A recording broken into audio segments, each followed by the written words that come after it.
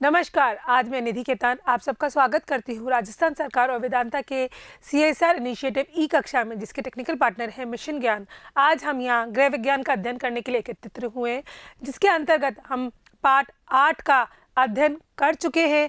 आज उसी पाठ का हम प्रश्नोत्तरों को ध्यान देंगे और उनका अभ्यास करेंगे।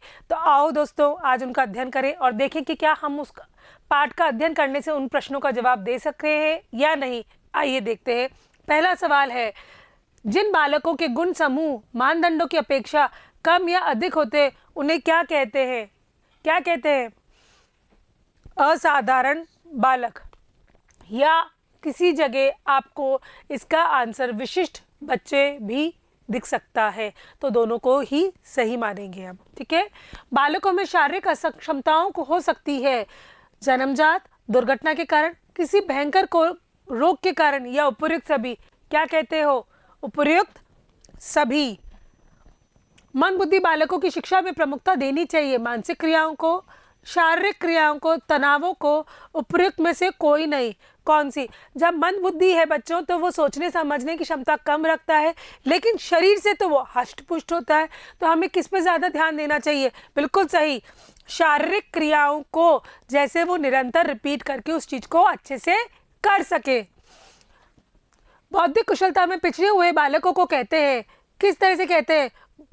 दुर्बल, सबल, निडर, मंदबुद्धि बालक। हमने सोचने समझने की कम क्षमता वाले बच्चों को क्या कहा था? मंदबुद्धि। उनकी बुद्धि लब्धि 70 से 85 के आसपास होती है। मंदबुद्धि बालकों की बुद्धि लब्धि क्या होती है? लो जी, आ गया सवाल। 70 से 85 से कम होती है। याद है कि नहीं है? बिल्कुल है। और इसी जगह हम एक और सवाल पर पूछे, प्रतिभाशाली बच्चों की बुद्धि लब्धि कितनी के ऊपर होती है?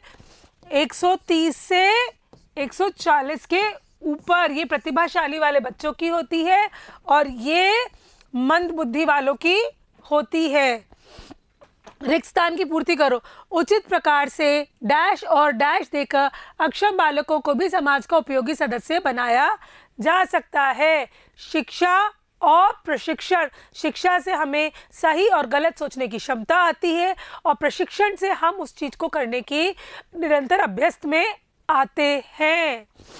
पूर्णतः अंधे बालकों को अंध विद्यालय में डैश पद्धति से पढ़ाया जाता है, ब्रेल पद्धति से, जिसको छू के उभरे हुए शब्दों से महसूस किया जा सके।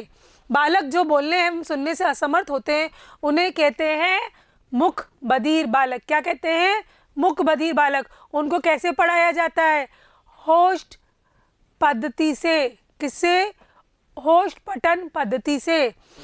शरीर में पौष्टिक तत्वों की कमी, लंबे समय तक चलने वाली बीमारियां, दोषपूर्ण रचना आदि के कारण बालक निर्बल हो जाता है या नाजुक हो जाता है। मानसिक रूप से दुर्बल व्यक्ति स्वयं अपना काम करने एवं अपनी सहायता करने के लिए अयोग्य होता है, क्योंकि वो खुद ही कमजोर है, तो खुद का काम ही नहीं कर पाता तो दूसरे का तो क्या करेगा। मंद बुद्धि बालकों की रुचियों को विकसित करके उन्हें संगीत तथा चित्रकला आदि की शिक्षा प्रदान करनी चाहिए, जैसे वो प्रोत्साहन करें। और संगीत और चित्रकला में निरंतर एक ही चीज का अभ्यास हमें करना होता है।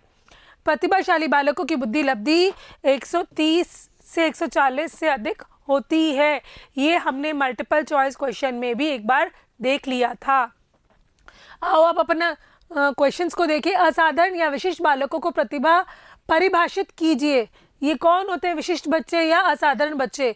जिन बालकों में समूह प्रतिमानों की अपेक्षा कम या अधिक गुण पाए जाते हैं उन्हें विशिष्ट या असाधारण बालक कहते हैं।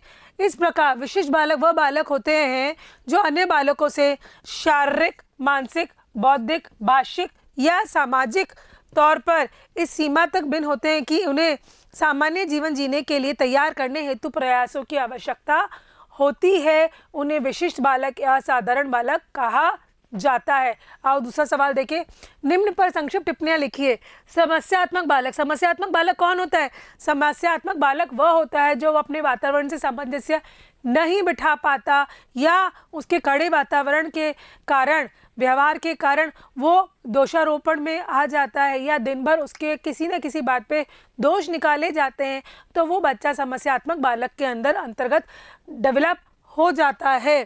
प्रत्येक बालकों को जीवित रहने के लिए नए वातावरण में समायोजन करना पड़ता है। सामान्य बालक जब वातावरण के साथ समायोजन नहीं कर पाता तो समस्यात्मक बन जाता है। जब बालकों की इच्छा की पूर्ति ना हो, परिवार व समाज का उचित मार्गदर्शन ना हो, प्रेम ना हो, कंट्रोल हो, डिसिप्लिन हो, तो वो उनके व्यवहार को समस्यात्मक बना देता है। ये सब अपन पहले भी पढ़ चुके हैं, जैसे अंगूठा चूसना, बिस्तर गीला करना, हकलाना, भयभीत होना, भाग जाना, गुस्सा करना, क्रोध करना, नाखून काटना, विध्वंस होना, अपचारी हो जाना, ये सब समस्यात्मक बालकों के आता है। दूसरा है अपचारी बालक, वह बालक जो समाज के नियम कायदों के अनुसार काम नहीं करता, उनके नियम कायदों को तोड़ता है और उनके विरुद्ध कार्य करता है, वो अपचारी बालक हो जाता है।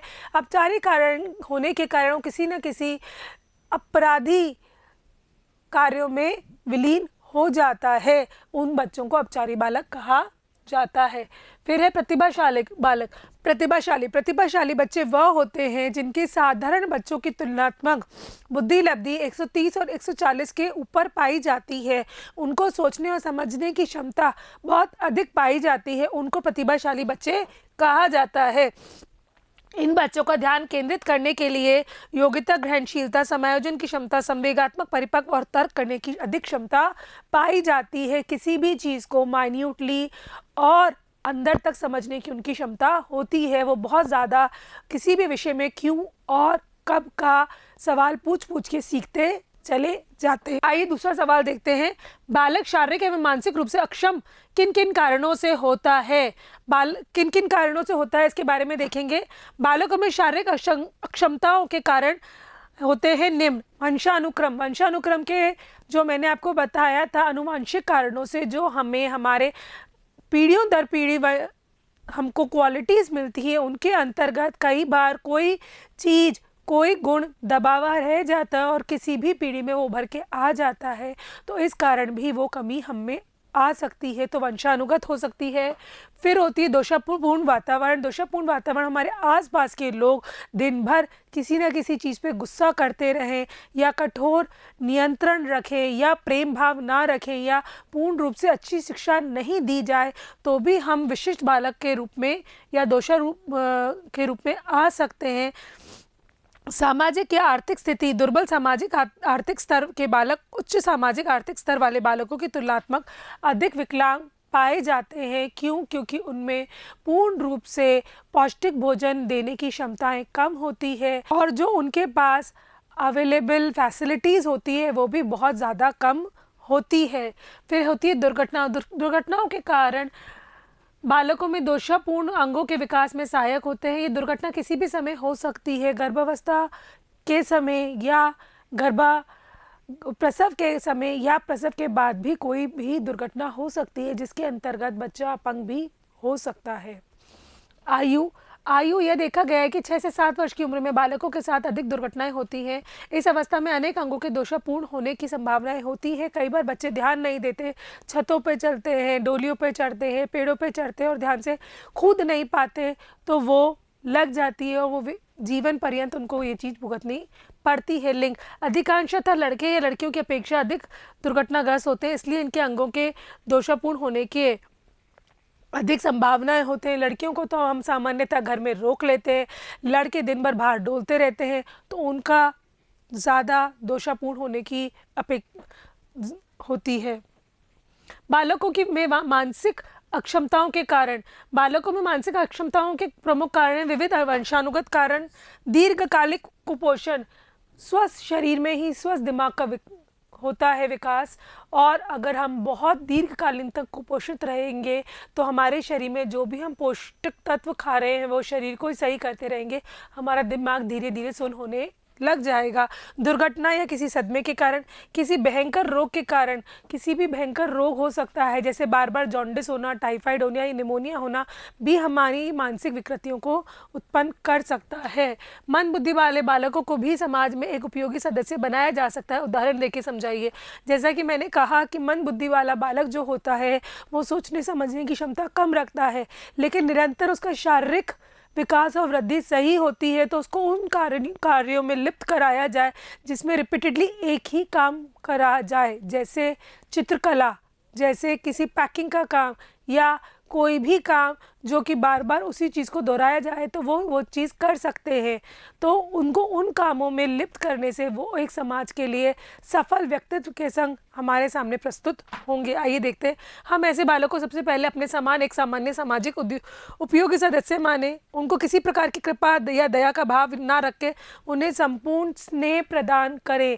अगर हम उनको हर जगह तिरस्कार देंगे तो उनमें अंदर से आत्मनिर्भरता नहीं आएगी, उनमें प्रोत्साहन नहीं होगा तो कार्य नहीं कर पाएंगे।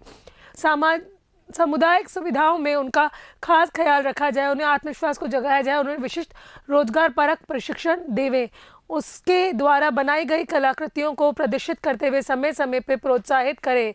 ऐसे बालकों को शिक्षा में शारीरिक क्रियाओं को प्रमुखता दें, ज्ञानेंद्रियों के प्रशिक्षण द्वारा उनकी निरीक्षण शक्ति बढ़ाने की कोशिश करें तथा रुचियों को विकसित करते हुए संगीत या चित्रकला आदि का शिक्षा का प्रदर्शन देवे। तो निरंतर वो एक अच्छे व्यक्तित्व के संग समाज में प्रस्तुत होंगे। आइए दूसरा सवाल देखें। आपके पड़ोस में एक शारीरिक रूप से अपंग बालक है, आप उसके साथ कैसा व्यवहार करेंगे? कक्षा में अध्यापक के साथ चर्चा कीजिए। बच्चों, आज यहाँ मैं इसकी चर्चा मैं कर रही हूँ और आशा करती हूँ कि आप अपने ग्रुप में इसका चर्चा करके कमेंट्स में मुझे इसका जवाब देंगे, और कुछ जानना चाहेंगे तो कमेंट्स में लिखेंगे तो उसका जवाब मैं आपको दूंगी। आइए देखें। अपंग बालक दोषपूर्ण शरीर रचना के कारण बालक अपंग हो जाता है। ऐसे बालक असाधारण अस्वस्थ में अपने हड्डियां व मांसपेशियों को ठीक प्रयोग नहीं कर पाते। ऐसे बालकों के साथ हमें निम्नवत व्यवहार करना चाहिए।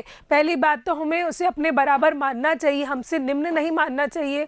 कोई दया दृष्टि या सिंपैथी नहीं दिखानी चाहिए। वो धीरे करेंगे लेकिन काम ज़रूर करेंगे, ठीक है। उन्हें आवश्यक उपकरणों की व्यवस्था के संग प्रयत्नशील करना चाहिए। उन्हें विविध कार्यों, व्यायाम, खेलकूद आदि के द्वारा सामान्य बनाने का प्रयत्न करना चाहिए।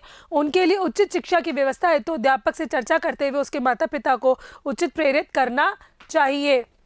तो इसके अंतर्गत निरंतर अगर हम प्रयास करें तो किसी भी प्रकार के विशिष्ट बच्चों को हमारे समाज के लिए उपयोगी साबित कर सकते हैं। आशा करती हूँ इन प्रश्न उत्तरों को आप अपने पाठ्यक्रम के अनुसार याद करेंगे, अपने कॉपियों में लिखेंगे और अभ्यास करते रहेंगे। जैसे आने वाले एग्ज़ाम के लिए आप तैयार रहें। जैसे मैंने पहले कहा था, छोटे छोटे दीर्घकालीन लक्ष्यों को प्राप्त करने के लिए अल्पकालीन लक्ष्यों को पाना बहुत ज़्यादा ज़रूरी है।